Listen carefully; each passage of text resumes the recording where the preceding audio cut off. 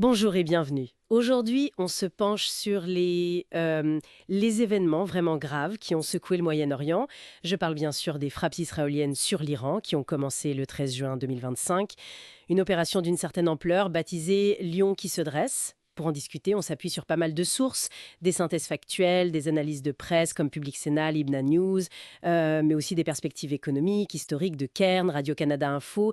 L'idée, c'est vraiment de décortiquer un peu les faits marquants, de comprendre le contexte de cette escalade, voir les analyses qui sont proposées, les réactions internationaux, tout ça de manière factuelle et équilibrée. Oui, tout à fait. Cette opération Lion qui se dresse, elle a visé des infrastructures nucléaires iraniennes importantes.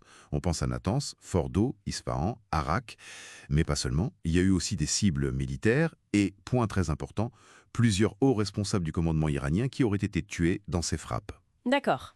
Et Téhéran, bien sûr, a répliqué, avec des drones, des missiles, qui ont touché notamment Tel Aviv et aussi la raffinerie d'Haïfa. Les échanges de tirs ont continué plusieurs jours. Ok, alors, pour bien comprendre comment on en est arrivé là, c'était quoi le climat juste avant, le contexte immédiat?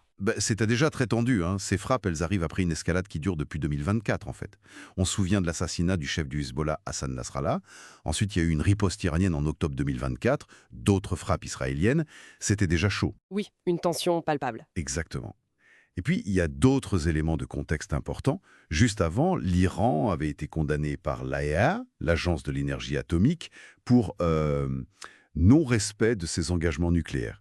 Et ça arrive aussi juste avant une reprise qui était prévue des négociations sur le nucléaire entre les États-Unis et l'Iran. Ah oui, le timing. Oui, et il faut ajouter que l'Iran avait pas mal augmenté ses capacités nucléaires récemment, surtout son stock d'uranium hautement enrichi. C'était un point de friction majeur. Ce timing est donc crucial.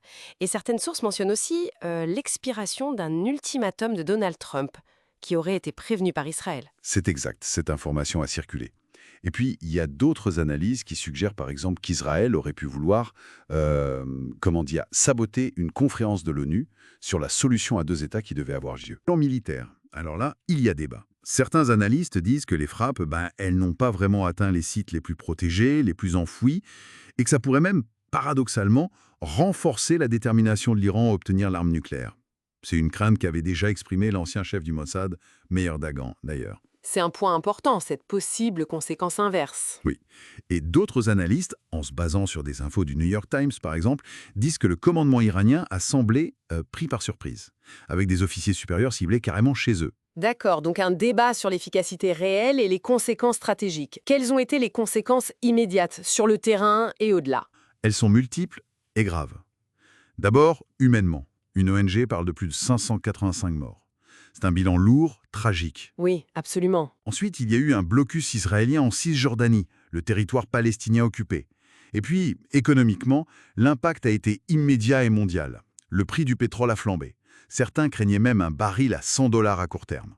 Ah oui, le réflexe classique des marchés. Exactement.